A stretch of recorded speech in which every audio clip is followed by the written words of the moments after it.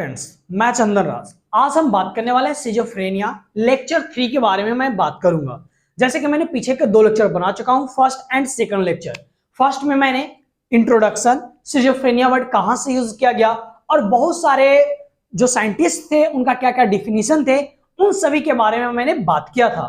फिर मैंने बात किया था उसके इटियोलॉजी के बारे में, कौन कौन से फैक्टर हैं जो सिजोफ्रेनिया को अफेक्ट करता है, वो सभी के बारे में बात किया था। सेकंड लेक्चर में मैंने बात किया था बहुत सारे मॉडल्स और थ्योरी दिए हुए थे, उनके बारे में बात किए थे, और डोपामिन पाथवे के बारे में बात किया था और उसके रिसेप्टर्स के बारे में, क्योंकि हम जब तक नहीं जानेंगे कि रिसेप्टर कौन कौन से होता है, कहां से डोपामिन रिलीज होता है, तब आपको ये चैप्टर समझना बहुत ही मुश्किल होगा। तो मैंने उन दोनों लेक्चर में ये सभी चीज के बारे में बात कर चुका हूं। अगर फ्रेंड्स आप हमारे चैनल्स में अगर आप न्यू हैं तो हमारे चैनल्स में जाएं और बैक के लेक्चर को जरूर देखें, डिस्क्रिप्शन में भी लिंक दिया हुआ है। अगर आप हमारे चैनल पे न्यू हैं तो हमारे चैनल को सब्सक्राइब करना ना भूलें और इसे ज्यादा से ज्यादा अपने दोस्तों के पास शेयर करें। तो चलिए फ्रेंड्स, बिना देर के हुए स्टार्ट करते हैं सिजोफ्रेनिया के बारे में। टाइप्स जो मैंने ICD-10 क्लासिफिकेशन पीछे बताया था, उन सभी टाइप्स को मैं आज डिफाइन करने वाला हूं। तो चलिए फ्रेंड्स स्टार्ट करते हैं। तो आज मैं बात करूंगा टाइप्स ऑफ सिजोफ्रेनिया में। सबसे पहला बात करूंगा पैरानॉइड सिजोफ्रेनिया के बारे में, फिर बात करूंगा हेमिफ्रेनिक सिजोफ्रेनिया के बारे में, काइनेटोनिक सिजोफ्रेनिया के बारे में, और टाइप 1 और टाइप 2 सिजोफ्रेनिया क्या है, ये इन दोनों में डिफरेंसेस क्या है, उन सभी के बारे में बात करूंगा। सिंपल सिजोफ्रेनिया किसे बोलते हैं जो बात करूंगा, residual schizophrenia, pseudo neurotic schizophrenia and pro PF schizophrenia, late schizophrenia और oneiroid schizophrenia, and lastly जो मैं बात करूंगा सिजोफ्रेनॉइड फॉर्म सिजो डिसऑर्डर के बारे में। तो इन सभी टाइप्स के बारे में मैं क्लासिफाई करने वाला हूं। तो सबसे पहले फ्रेंड्स स्टार्ट करता हूं पैरानॉइड सिजोफ्रेनिया के बारे में कि पैरानॉइड सिजोफ्रेनिया होता क्या है, जिसके बारे में बात करते हैं। तो बोला गया it is the common type of the schizophrenia, onset is late and has a good prognosis. बोला गया कि जो टाइप 1 जो पैरानॉइड सिजोफ्रेनिया है, ये क्या है, या मोस्टली या कॉमन टाइप का सिजोफ्रेनिया, ये ज्यादातर ये देखने को मिलता है। इसमें क्या होता है कि इसका ऑनसेट होने में बहुत टाइम लगते हैं, लेकिन इसको हम इजीली बहुत अच्छे तरह से प्रोग्नोसिस कर लेते हैं। प्रोग्नोसिस करने का मतलब कि आप जो इस तरह से ट्रीटमेंट वगैरह कर रहे हैं, तो उसके आधार पे अनुभव से बताना, उसके बारे में जान लेना कि इस चीज को इसे ये है, उस कंडीशन के अपने जैसे कि एक्सपीरियंस के आधार पे डायग्नोस करके बताना, उसी चीज को क्या बोला जाता है, प्रोग्नोसिस बोलते हैं। बात करते हैं कि क्या बोला कि personality is said to be the preserved that is client is able to perform activity of the daily living and have a good social interaction. बोला गया कि इस पैरानॉइड सिजोफ्रेनिया में जो पर्सन का जो पर्सनालिटी है वो प्रिजर्व्ड रहता है, वो सेफ रहता है, कोई उसमें एबनॉर्मलिटी देखने को नहीं मिलता है। क्लाइंट है वो अच्छे तरह से अपना जो डेली एक्टिविटी करता है वो करते हुए दिखेगा, और सोशल इंटरेक्शन, लोगों से बात विचार भी करते हुए रहेंगे। फिर बोला गया कि hallucination, delusion and thoughts disorder are peculiarly seen. बोला गया कि हैलुसिनेशन, डिल्यूजन और थॉट डिसऑर्डर है, या देखने को मिलता है, ये किसमें, पैरानॉइड सिजोफ्रेनिया में देखने को मिलता है। नेक्स्ट पॉइंट बोला गया कि प्रोग्नोसिस इज गुड, जो मैंने बताया कि प्रोग्नोसिस करना इसका गुड होता है। फिर बोला गया कि पैरानॉइड जो वर्ड है उसका यूज किया गया था ईयरली एशियंट ग्रीक वर्ड में, जिसका मतलब क्या होता है, आउट ऑफ हिज माइंड, इसके माइंड के बाहर हो, उसी चीज को क्या बोला गया, पैरानॉइड वर्ड बोला जाता है, जो कि एंशिएंट टाइम में यूज किया जाता था। अब बात करते हैं कि पैरानॉइड जो सिजोफ्रेनिया है उसमें डिफरेंट कैरेक्टर ऑफ डिल्यूजन का देखने को मिलता है, जैसे डिल्यूजन ऑफ प्रिस्क्रिप्शन, फिर delusion of reference, delusion of control and delusion of grandiosity. ये सभी डिल्यूजन का टाइप्स उनमें देखने को मिलेगा। बोला गया डिल्यूजन ऑफ परसिक्यूशन का मतलब क्या हुआ कि अगर कोई पर्सन उसके बारे में बोल रहा हो तो उस चीज पे उसको भरोसा नहीं होगा, ये आपको परसिक्यूशन देखने को मिलेगा।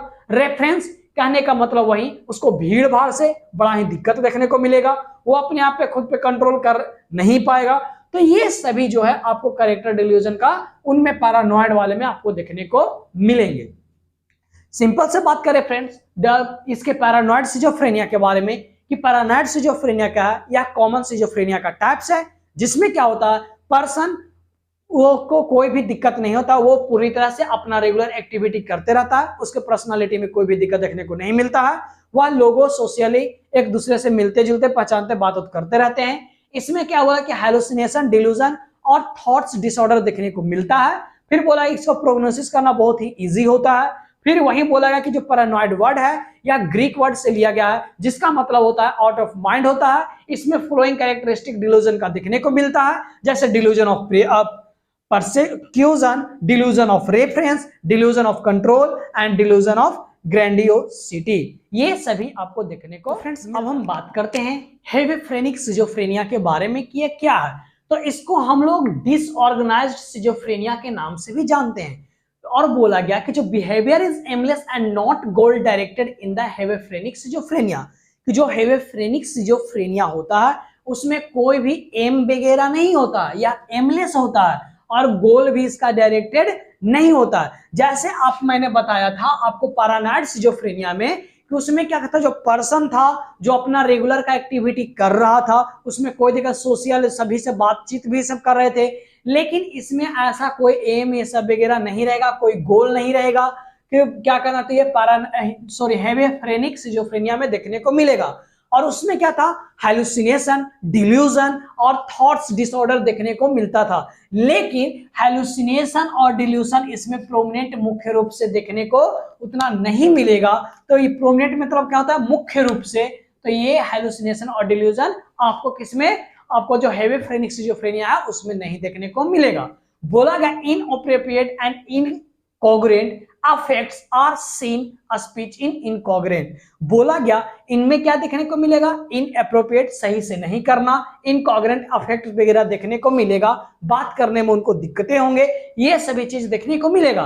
तो वही बोला गया जैसे कि वहां पे कैरेक्टराइज्ड किया गया था कि डिल्यूजन के फ्लोइंग का कैरेक्टरिस्टिक था, उसके आधार पे किया गया था। तो यहां पर भी कैरेक्टराइज्ड किया गया है इनएप्रोप्रिएट एक्सप्रेशन, उसका एप्रोप्रिएट एक्सप्रेशन नहीं रहना, डिसऑर्गेनाइज्ड बिहेवियर है वो भी कुछ उल्टा पुल्टा करते रहना, फिर flat and inappropriate emotional reaction, कि जो इमोशनल रिएक्शन है वो भी प्रॉपरली तरीके से नहीं देखना देना। तो ये सभी आपको है जो हेविफ्रेनिक सिजोफ्रेनिया में देखने को मिलेगा। इसमें क्या क्या, चाइल्डिश बिहेवियर देखने को मिलेगा, यानी बचपना उनमें देखने को मिलेगा, जैसे रेसिस्ट बियरिंग क्लोथ्स पहनना पसंद नहीं करेगा, urinate and defeat in inappropriate place, कि या कहीं भी यूरिन और स्टूल वगैरह पास आउट कर देगा। मार्क थॉट डिसऑर्डर, उसको सोचने सब में दिक्कतें होंगे। पुअर पर्सनल हाइजीन, वो अपने हाइजीन को मेंटेन नहीं रख पाएगा। इनएप्रोप्रिएट एंड अनयूजुअल बिहेवियर, वह कुछ भी उल्टा पुल्टा काम ये सब करता रहेगा। हेलुसिनेशन, डिल्यूजन ये सभी अनकॉमन है, उतना नहीं देखने का, क्योंकि डिफिनेशन में ही बोल दिया गया कि hallucination and delusion are not prominent, कि हेलुसिनेशन और डिल्यूजन है या प्रोमिनेंट नहीं है। तो फ्रेंड्स मैं यहाँ पे फिर मैं बता दे रहा हूं कि सिंपल से बोला गया कि हेविफ्रेनिक सिजोफ्रेनिया के बारे में कि इसका दूसरा नाम क्या है, डिसऑर्गेनाइज्ड सिजोफ्रेनिया के नाम से जानते हैं। ये क्या है, इसमें कोई भी बिहेवियर का एम और गोल डायरेक्टेड नहीं होता है। और इसमें जो सिजोफ्रेनिया है इसमें जो हेलुसिनेशन, डिल्यूजन भी आपको प्रोमिनेंट देखने को नहीं मिलेगा। मुख्य रूप से बात किया गया कि इसमें क्या देखने को मिलेगा, या सही से बिहेवियर उसका शो नहीं दिखेगा, अच्छे से बात नहीं कर पाएगा, इनअप्रोप्रिएट एक्सप्रेशन देखने को मिलेगा, इमोशनल रिएक्शन देखने को जो सही जो प्रॉपर वे है वो नहीं मिलेगा।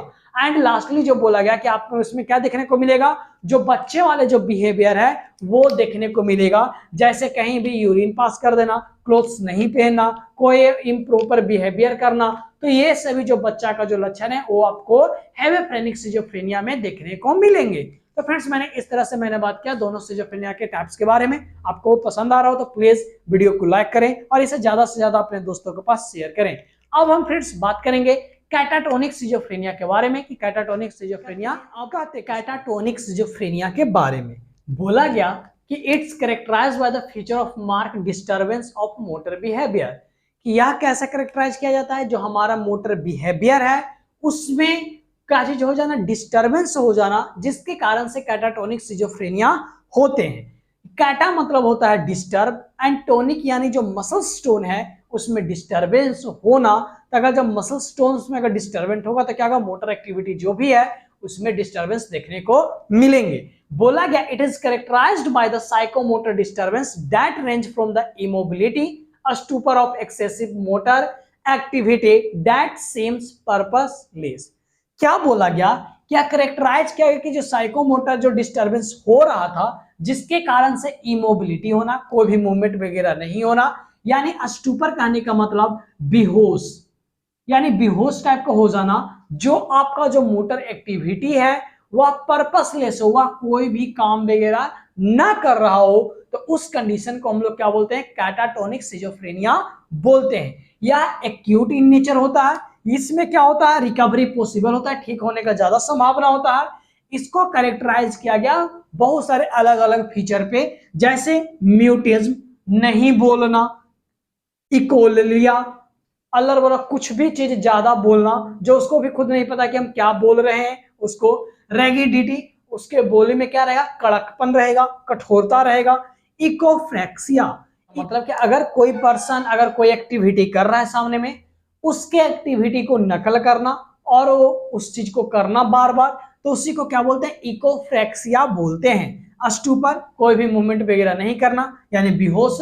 फिर मैंने बताया एम्बिवैलेंस, का मतलब क्या हुआ कि जैसे कि उसमें क्या आ जाना, एटीट्यूड आ जाना, जैसे कोई भी सामान देख लिया अब उसके ऊपर हावी हो जाना।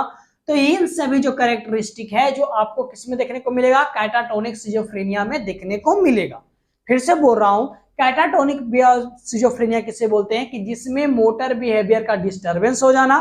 कैटा मतलब होता है डिस्टर्ब एंड टोनिक का मतलब होता है मसल स्टोन, यानी मसल स्टोन में डिस्टरबेंस होना, उसी को कैटाटोनिक बोलते हैं। इसको कैरेक्टराइज किया गया कि साइकोमोटर है उसमें डिस्टरबेंस हो जाना, जिसके कारण से क्या हो रहा है, इमोबिलिटी देखने को मिल रहा है, और जो ये जो मोटर एक्टिविटी है वो क्या हो जा रहा है, पर्पसलेस हो जा रहा है, वह कोई भी काम वगैरह नहीं कर रहा है। यह क्या होता है, यह एक्यूट इन नेचर होता है, इसको रिकवर करना पॉसिबल होता है, और इसके डिफरेंट जो कैरेक्टरिस्टिक है उससे के द्वारा बताया गया, जैसे म्यूटिज्म, शांत रहना, कुछ नहीं बोलना, इकोलिया एंड रिगिडिटी, इकोफ्रेक्सिया, स्टूपर, एम्बिवैलेंस, ये सभी कैरेक्टर के आधार पे बताया गया है। अब हम फ्रेंड्स बात करेंगे टाइप 1 एंड टाइप 2 सिजोफ्रेनिया के बारे में कि टाइप 1 सिजोफ्रेनिया किसे बोलते हैं एंड टाइप 2 किसे बोलते हैं के बारे में। टाइप 1 से टाइप 2 सिजोफ्रेनिया के डिफरेंसेस पूछे जाते हैं, तो इसलिए मैंने दोनों का डिफरेंस करके आपको बता रहा हूं ताकि आपको याद करने में भी इजी हो। तो सबसे पहले देखें यहाँ पे सिम्टम्स के बारे में बात करें तो इसमें क्या देखेगा, पॉजिटिव सिम्टम्स देखने को मिलेगा टाइप 1 में, एंड सेकंड में नेगेटिव सिम्टम्स देखने को मिलेगा। पॉजिटिव सिम्टम्स में क्या आता है, हैलुसिनेशन, डेल्यूजन, ये सब क्या आता है, पॉजिटिव सिम्टम्स में आता है, और नेगेटिव सिम्टम्स इसमें टाइप 2 में शो करेगा। कोर्स ऑफ इलनेस की जो इलनेस का जो ड्यूरेशन रहता है वो टाइप 1 एक्यूट टाइम तक के रहता है और ये क्रोनिक टाइम तक होता है। बात करते हैं कंजर्वेटिव डिफिशिएंट के बारे में कि जो मेंटल रिटार्डेशन होता है वह इसमें एब्सेंट देखने को मिलेगा और इसमें प्रेजेंट देखने को मिलेगा टाइप 2 में। उसी तरह से जो वेंट्रिकल्स जो हमारे हैं वो कैसा दिखेगा, नॉर्मल दिखेगा, जबकि जो टाइप 2 में कैसा दिखेगा, डायलेटेड दिखेगा। बात करते हैं रिस्पॉन्स ऑफ ड्रग्स के, अगर कोई भी ड्रग्स देंगे तो यह गुड बहुत अच्छे तरीके से वर्क करेंगे, लेकिन इसमें क्या होता है, पुअरली वर्क करता है। बात करते हैं प्रोग्नोसिस के बारे में कि जो हम लोग ट्रीटमेंट के अनुसार से डायग्नोस करके जो हम बताते थे तो वो आप इजिली तरीके से टाइप 1 को करके बता सकते हैं, लेकिन इसको बताना क्या होता है, पुअर होता है, दिक्कत होते हैं। तो ये फ्रेंड्स थे टाइप 1 एंड टाइप 2, ये बार बार पूछे जाते हैं एक नंबर में कि दोनों में डिफरेंसेस क्या है जिसके बारे में पूछा जाता है। बात करते हैं अब सिंपल सिजोफ्रेनिया के बारे में कि सिंपल सिजोफ्रेनिया बोला गया कि simple schizophrenia show the prominent negative symptoms of the schizophrenia such as amotivation, apathy, social withdrawal and poverty of speech. बोला गया कि जो सिंपल सिजोफ्रेनिया में कि जब क्या होता है इसमें प्रोमिनेंट ज्यादातर नेगेटिव सिम्टम्स देखने को मिलता है, जैसे एमोटिवेशन, एपैथी और सोशल विड्रॉवल वगैरह, मतलब या किसी के भीड़ भाड़ के बीच में नहीं रहेगा, एमोटिवेशन डिमोटिवेट रहेगा और प्यूबर्टी उसको बोलने में दिक्कत वगैरह होंगे। तो ये सभी आपको नेगेटिव सिम्टम्स में आते हैं। सोशल फंक्शनिंग रिड्यूस, प्रोग्नोसिस इरोस्ट, जो सोशल फंक्शन है जो काम कर रहा है वो चीज करने में इसको बहुत ही दिक्कत होगा, बहुत कम करेगा, और प्रोग्नोसिस इसको करना बहुत ही टफ होता है, बहुत ही रफ होता है। बात करते हैं रेसिडुअल सिजोफ्रेनिया के बारे में कि रेसिडुअल फ्रेनिया का ईयरली स्टेज में हेलुसिनेशन, डिलुसिनेशन एंड या प्रीडोमिनेंट या ज्यादातर देखने को मिलता है जब स्टार्टिंग फेज में। लेकिन लेट स्टेज में या हेलुसिनेशन और डिल्यूजन है या मिनिमम देखने को मिलता है और निगेटिव सिम्टम्स इसमें प्रेजेंट हो जाते हैं। किसमें? रेसिड्यूअल सिजोफ्रेनिया में। सिंपल से बोले कि रेसिड्यूअल सिजोफ्रेनिया में क्या होगा कि जब स्टार्टिंग के स्टेज में रहता है तो हेलुसिनेशन और डिल्यूजन ये दोनों ज्यादातर देखने को मिलता है। लेकिन लेट फेज होने में होता है तब क्या होता है, हेलुसिनेशन और डिल्यूजन कम देखने को मिलता है और निगेटिव सिम्टम्स यहाँ पे प्रेजेंट हो जाते हैं। बात करते हैं स्यूडो न्यूरोटिक सिजोफ्रेनिया के बारे में। इसमें बोला गया prominent neurotic symptoms are present initial phase classical traits of the pseudoneurotic। कि pseudoneurotic सिजोफ्रेनिया है उसमें क्या होता है, न्यूरोटिक सिम्टम्स देखने को मिलता है, जैसे अपने आप में सेल्फ कॉन्फिडेंस को लो कर लेना, एंजाइटी दिखना, ये सभी क्या है न्यूरोटिक सिम्टम्स में आते हैं। तो ये सभी देखना है तो इसको 3 पार्ट्स में क्लासिफाई किया गया। सबसे पहला पैन एंजाइटी, दूसरा pan neurosis and third number is pan sexuality. इस तरह से इसको क्लासिफाई किया गया। तो फ्रेंड्स मैंने अभी तक बात किया जितने भी टाइप्स है सिजोफ्रेनिया के, उन सभी के बारे में मैंने बात किया, टाइप 1 2 जितने थे सभी के बारे में। आपको कैसा लगा कमेंट करके जरूर बताएं और इसे ज्यादा से ज्यादा अपने दोस्तों के पास शेयर करें।